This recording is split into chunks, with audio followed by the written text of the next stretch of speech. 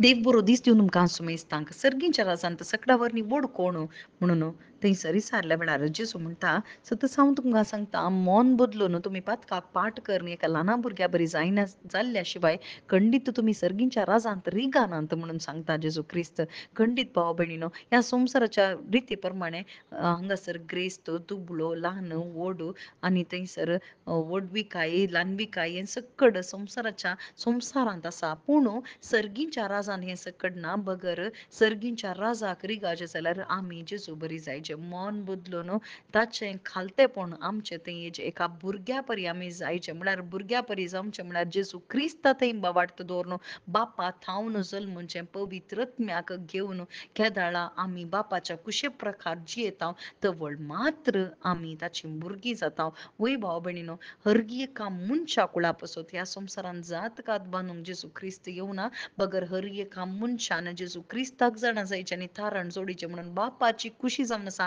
ह्या संवसाराच्या कोणेय मनशान नास जाय नये म्हणून बापाची खुशी जावन आसा. देखून जेजू क्रिस्त थंयसर आमकां सांगता णवाय णव त्या बकऱ्यांक सोडटा आनी एका शेळया फाटल्यान येता. वय हांव आनी तूं ती शेळी जावन आसा. हर एक मनशा कुळाक कोणीय तो जावं पुरो ह्या संवसारांत वयर सकयल आमी पळयता पूण जेजू क्रिस्त पळयता मनशाक आनी हर एका मनशा पासून जेजू क्रिस्तान ताचो प्राण त्याग केला. मात्र न्ही आम्हा सर्वांनी हे समजाचे आनी ताचे थंय बावार्थ दवरीचे आनी हे नवें जिवीत आमचें प्रारंभ जायचें.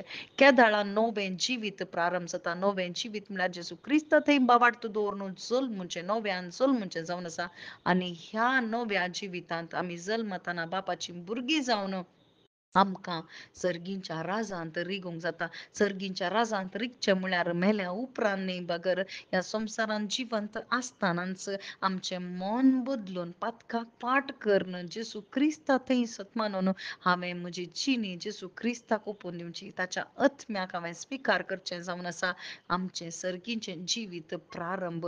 आनी हें जिवीत प्रारंभ जाताना आमचें थंय खालतेपण ल्हानविकाय पवित्रत्म्याची फळां आमचें थंय येतात आनी फळां बरीत जिवीत आमचें जियोंक जेजू क्रिस्त आपोण दिता. वय शेळी सांडून गेल्या जाल्यार जेजू क्रिस्त म्हजे पासत आयला हें आमकां समजताना जेजू क्रिस्ताचो बापाचो मोग आमकां समजताना खंडीत आमकां फाटीं परतूंक साध्य जाता. ही जावन आसा शुभ वार्ता. आमची पातकां ताणें थंयसर उडासा कडून बगर आमची पातकां ताच्या कुर्सा थंय ताणें बक्षिल्यांत ताच्या रक्तान आमकां धुवन नितळ केलां आनी फाटीं परतूंक तो आपोवणें दिवन आसा.